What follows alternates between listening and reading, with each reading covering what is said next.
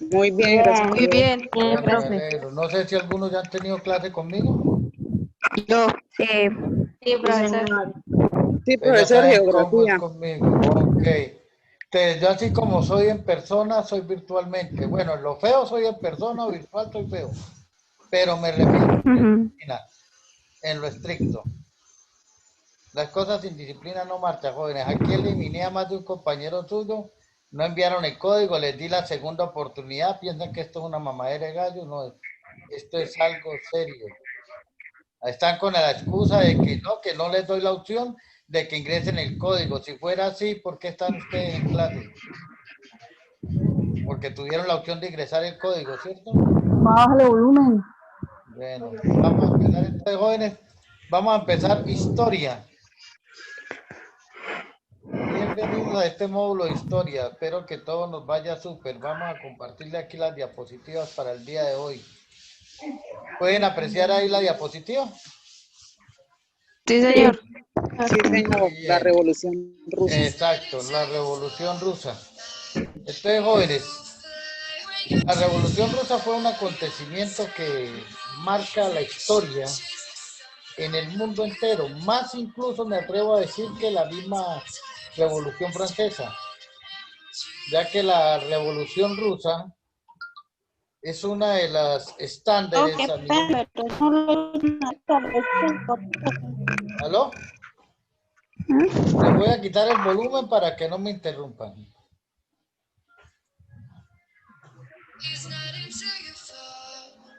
Jóvenes, marca la historia debido a que a través de ella se empiezan a dar cambios dentro del contexto político en el mundo. Espere que está que me llaman de Protecto y voy a decirles que ya estoy en clase, qué pena.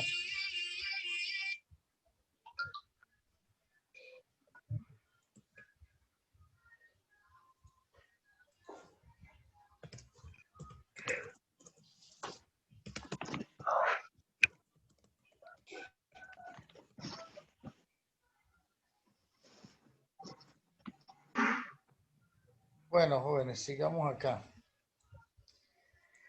La Revolución Rusa empezó a transformar la historia política del mundo, teniendo en cuenta que a través de ella se empiezan a dar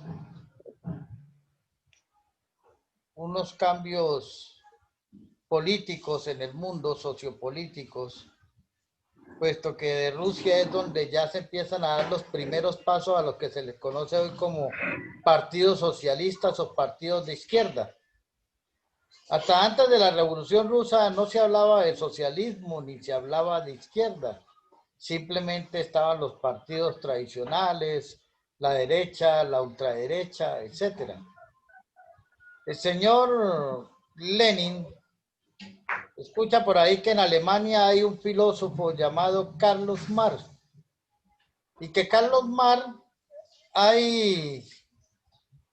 espere porque me están interrumpiendo aquí de Protelco, la verdad a mí no me gusta eso.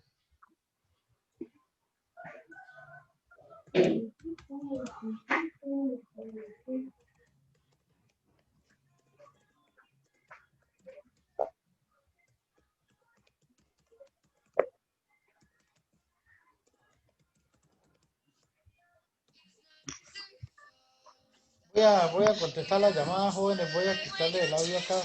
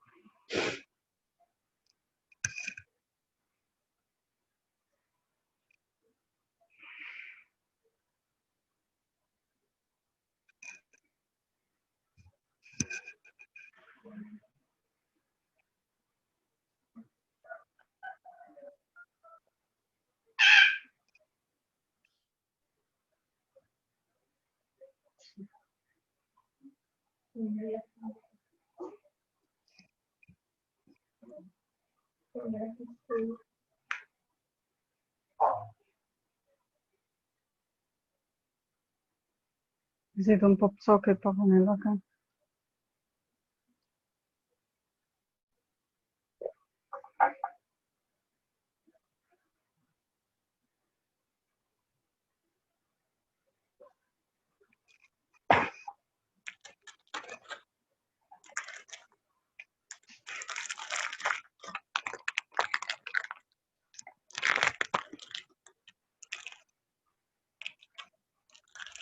Jóvenes, ¿me escuchan? Sí, Sí. Qué pena con ustedes, pero...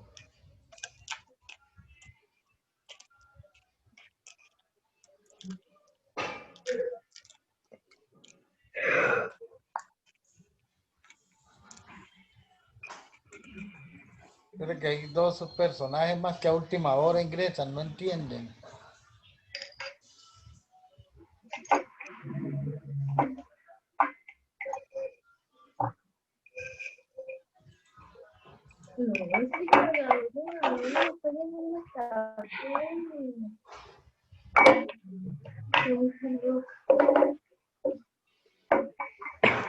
Bueno, sigamos acá, espero que no me interrumpan más, ya no voy a dar ingresar a ninguno.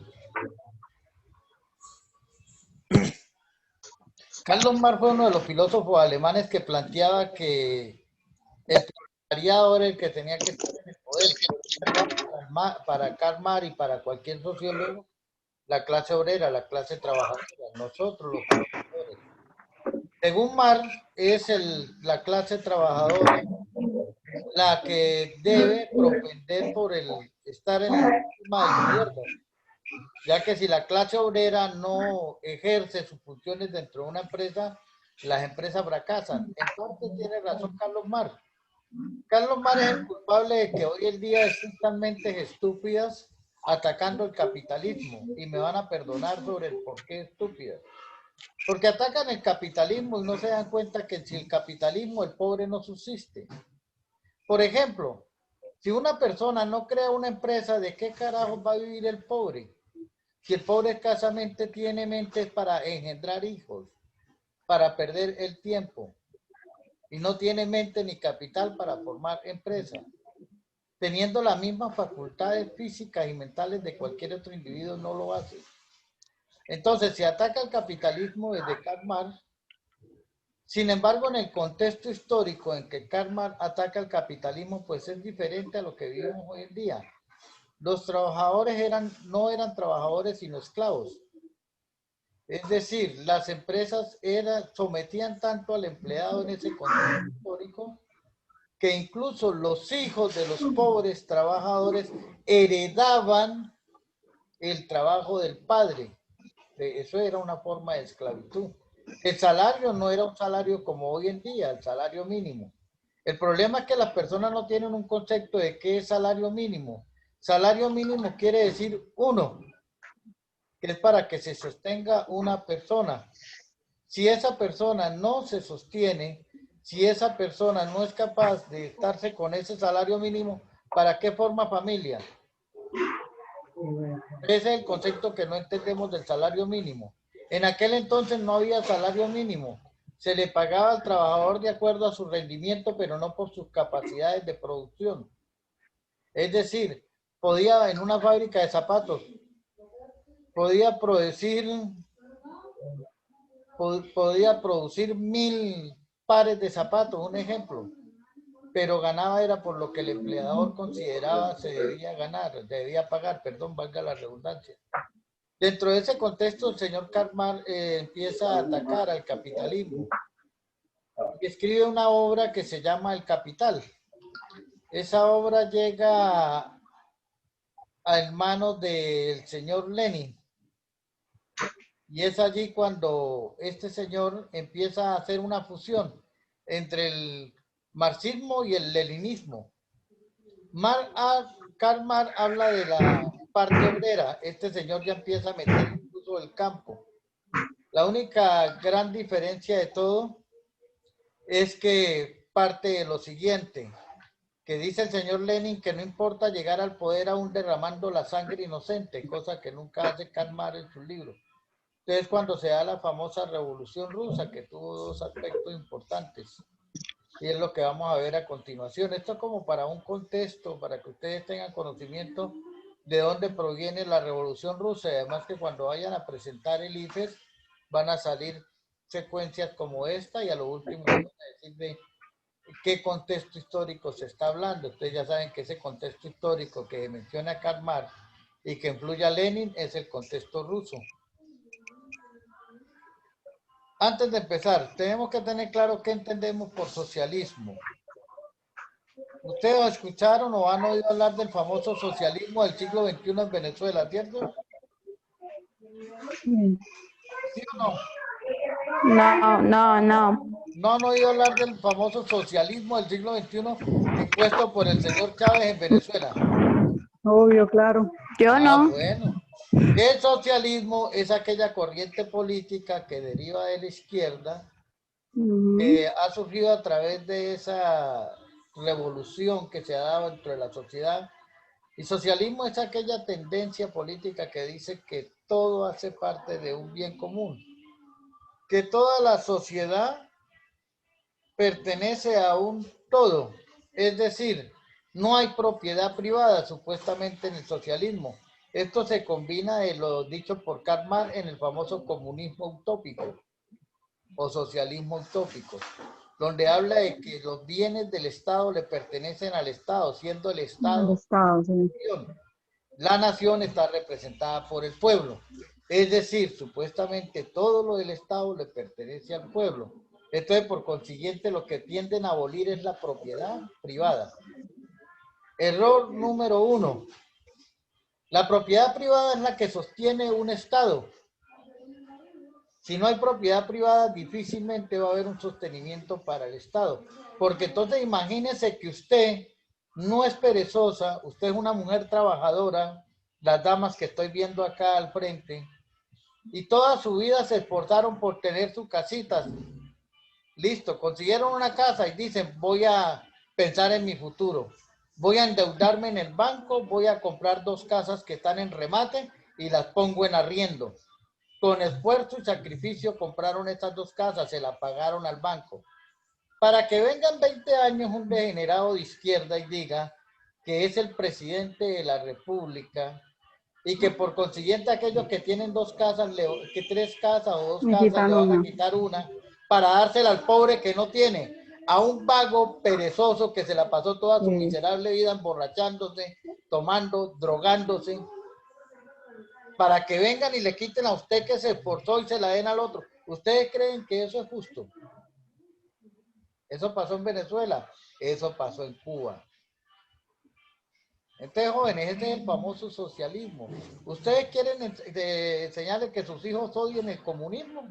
Si tienen 3 hijos o 2 hijos, pongan al mayor a que haga todo en la casa, haga el aseo, barra, que no le ayude para nada el menor. Y cuando llega el fin de semana, le dicen al mayor, mire, usted esta semana por colaborar en la casa, vea, 20,000 pesitos, pero vamos a darle 10,000 a su hermanito. Y si tienen 3 hermanos, 4 hermanos, repartan esos 20. Para que él le diga, ¿y por qué si yo fui el que hice todo? Ahí estás aprendiendo qué es el socialismo, qué es el comunismo. Donde tú te esfuerzas por trabajar para que un vago pueda vivir igual que tú sin tener que preocuparte. Entonces, eso dentro de ese contexto que estamos viviendo. Sin embargo, cosas diferentes se veía en ese contexto histórico. Les estoy poniendo dos esquemas, el antes y el ahora. En ese contexto histórico donde en realidad hacía falta un revolcón social, donde en realidad las ideas de Carlos Marx eran propias para ese contexto, no para el de ahora. El de ahora hay libertades. Usted como trabajador está afiliado a una EPS, tiene derecho a pagar pensión, tiene derecho incluso a colocar su propia empresa, a ser un emprendedor. Lo que no tiene derecho es a morir pobre, porque si usted muere pobre es porque quiere. Entonces, dentro de aquel contexto del pasado, sí era necesario una revolución como la que se dio en Rusia, la que se dio después en ciertos países, porque la clase trabajadora era menospreciada, era tratada como esclavos. Ya la esclavitud había pasado, pero estaba la servidumbre, por así decirlo.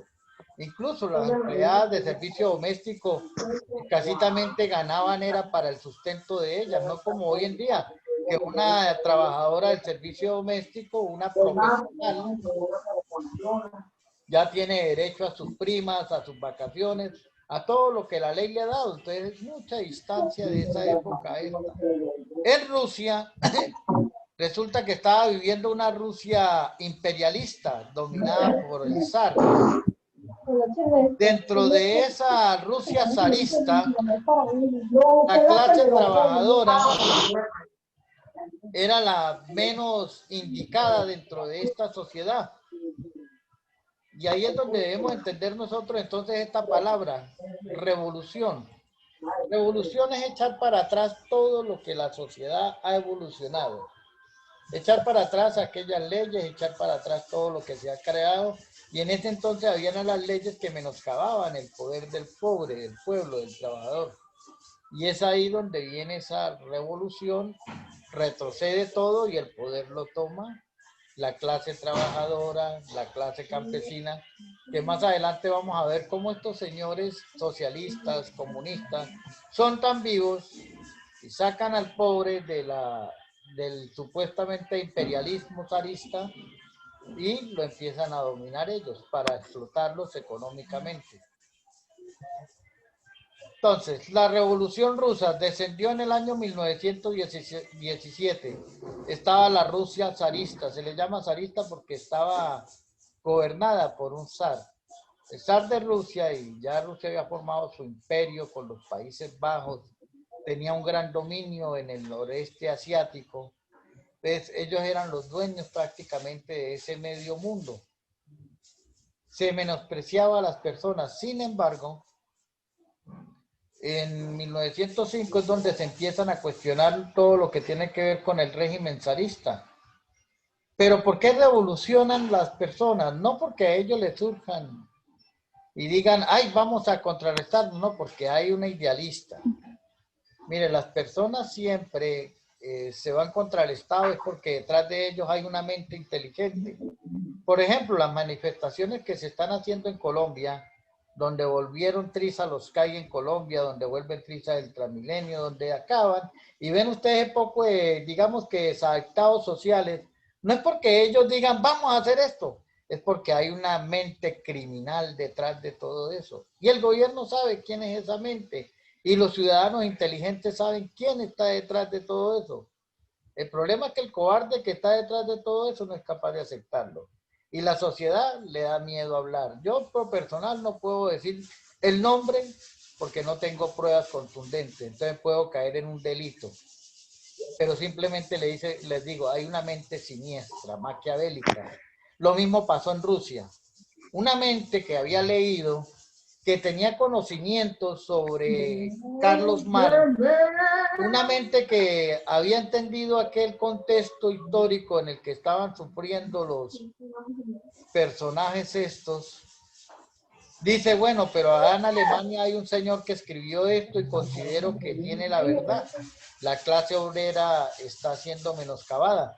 Pero acá en Rusia no es solamente la clase obrera, también el campesino está siendo maltratado, ultrajado. Y empiezan a venderle esa idea a las personas y a decirles, mire, tenemos que levantarnos contra el zar. Tenemos que revocar al zar. Haga de cuenta lo que le dice ese individuo aquí en Colombia. Tenemos que revocarlos, irnos contra el Estado. Tenemos que atacar a Duque por donde se dé, cualquier lugar, por la parte más débil. Y la parte más débil es la economía. ¿Por qué? Porque el daño que le hagan al Transmilenio no lo paga Duque, lo pagamos nosotros con nuestros impuestos. En aquel entonces allá, los daños que se fuesen a hacer en esta revolución, a diferencia de que lo fuera a pagar la clase trabajadora, no, allá le dieron duro fue a los capitalistas, al zar, al dueño de toda la economía en Rusia. A ese sí le dolió, porque él era el dueño de la economía, no era ni el pobre ni el trabajador. A diferencia de acá nosotros somos dueños del Estado. El problema es que como no leemos la Constitución, como no tenemos ni idea de cuáles son los derechos fundamentales, nuestros deberes y obligaciones, nos da risa con lo que los jóvenes desadaptados están haciendo y le aplaudimos. ¡Ay, bravo! Están contra el Estado. No, sean bobos, están en contra nuestros recursos económicos. Entonces, jóvenes, cuando llega a esta parte es donde hay un gran derramamiento de sangre. Incluso hay un acontecimiento histórico que se llama la famosa Plaza Roja en Rusia. Y se le colocó ese nombre al gran derramamiento de sangre que se dio en este lugar. En 1917 llega a su fin el régimen zarista y se crea el Estado soviético. Aquí cuando se crea la famosa URSS, que ya desapareció, la Unión de Repúblicas Soviéticas Socialistas, que es donde entra Rusia y la mayor parte de los Países Bajos. Acá tenemos una línea del tiempo, jóvenes, de la Rusia zarista a la Rusia soviética o a la famosa URSS. De 1913 a 1917, que es donde cae el Imperio Zar. Todo esto lleva a una guerra civil. Los bolcheviques, que era la parte fuerte de ese partido comunista ruso, fueron tan duros en esta guerra civil que si usted era pobre y no apoyaba la guerra, no agarraba un fusil y se iba contra el régimen, usted era fusilado por traición. Fueron más los pobres civiles que mataron los rusos revolucionarios que lo que mató la verdadera guerra rusa. Que llegaban a sus casas y veían que usted tenía 4 hijos, y de sus 4 hijos ninguno estaba participando en la guerra, todos eran fusilados por traición. Entonces mire cómo el pensamiento comunista es tan drástico. Por un lado quieren supuestamente favorecer al pueblo y por otro lado son los que más maltratan al pueblo. Vean el caso de la guerrilla en Colombia, la FARC, que ahora no lo quieren aceptar. Pero la FARC llegaba a los territorios campesinos. Si los campesinitos tenían 2 hijos, se llevaban 1. Si los 2 estaban aptos para agarrar armas, se llevaban a los 2. Ese es el pensamiento izquierdista. Derramar la sangre para llegar al poder. A ellos no les importa si es la sangre inocente. Entonces, esto para que entiendan ustedes por qué la guerrilla, cuando le dio duro a Colombia, no le importaba que murieran niños, mujeres embarazadas, civiles, porque eso para ellos los tiene sin cuidado, ya que Lenin, en su manifiesto comunista, un libro rojo, él ahí plantea lo siguiente: no importa que el pueblo se levante en armas y alcance el poder derrocando el gobierno que lo impone. No importa la sangre inocente que se derrame con tal de alcanzar la causa. Por eso el dilema que ellos tienen.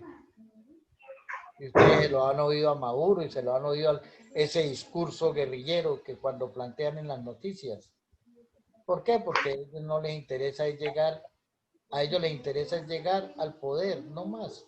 La izquierda ha sido buena y ha sido mala. Por ejemplo, más adelante vamos a hablar que en Rusia no fue todo malo. Los primeros años de la revolución rusa, de la revolución bolchevique, los primeros años del comunismo en Rusia fueron duros para los pobres. Pero hoy en día es diferente, el cambio es drástico. Rusia es una potencia.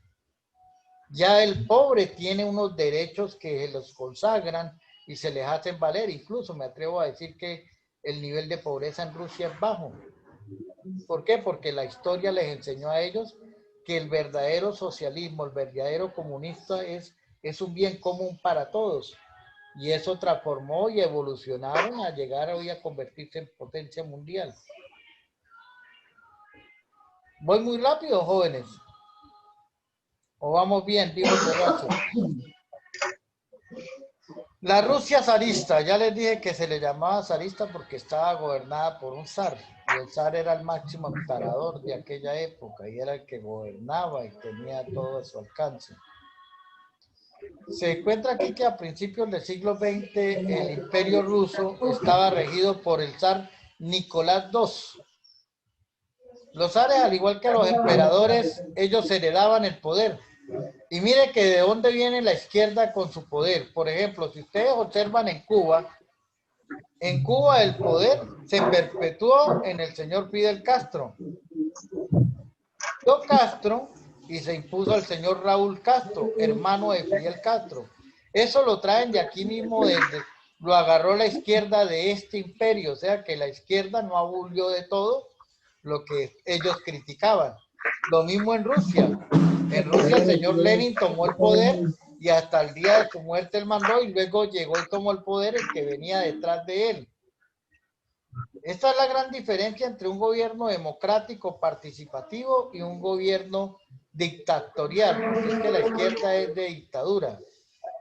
La izquierda no es ningún gobierno democrático. Ellos, como en Venezuela, supuestamente plantean unas elecciones, pero es para disfrazar, para demostrarle al mundo que hay democracia.